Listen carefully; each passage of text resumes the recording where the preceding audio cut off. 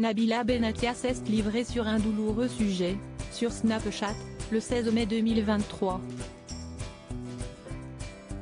L'épouse de Thomas Vergara a évoqué un traumatisme et a souhaité mettre ses abonnés en garde afin qu'ils ne reproduisent pas son erreur.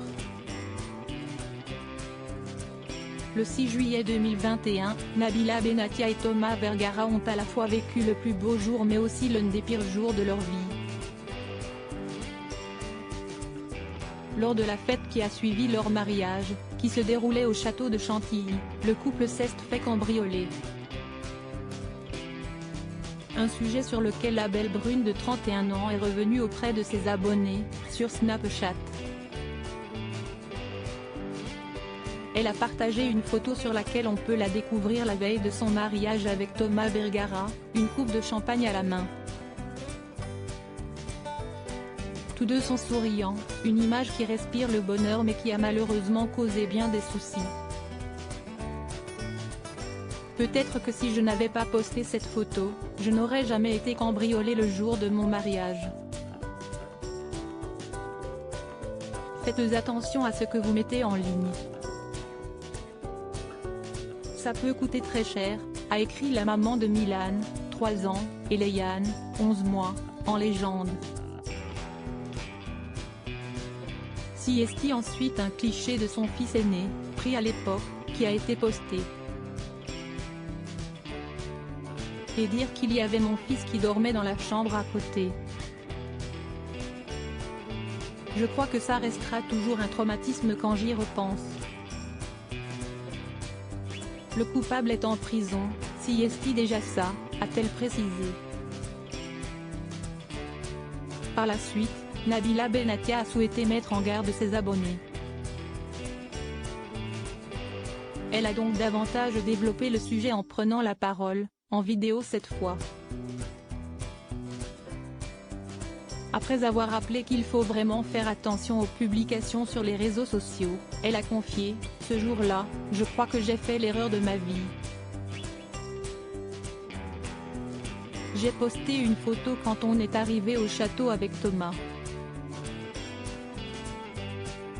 On est arrivé un jour avant le mariage pour les répétitions, les essayages etc. Avec Milan. Et quand j'ai posté cette photo, de joie en me disant qu'on allait enfin se marier dans le château de nos rêves. Apparemment ça aurait été la photo qui aurait donné notre emplacement au cambrioleur, qui est d'ailleurs en prison. Siesti grâce à cette photo qu'il a vue où on était dans l'hôtel. Je pense que ça leur a permis de se dire, regarde, ils sont dans ce château, je sais comment accéder à cette chambre. Par rapport à la photo, la chambre est ici. Nabila Benatia a ensuite rappelé que les cambrioleurs avaient attendu la fête du mariage pour passer à l'acte. Ils ont eu beaucoup de chance parce que 2 minutes après, ma sécurité est venue dans la chambre déposer des choses pour nous. Ils ont tout pris.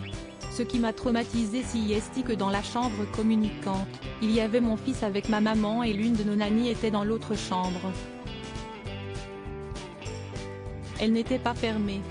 S'ils prennent mon fils, je me suicide.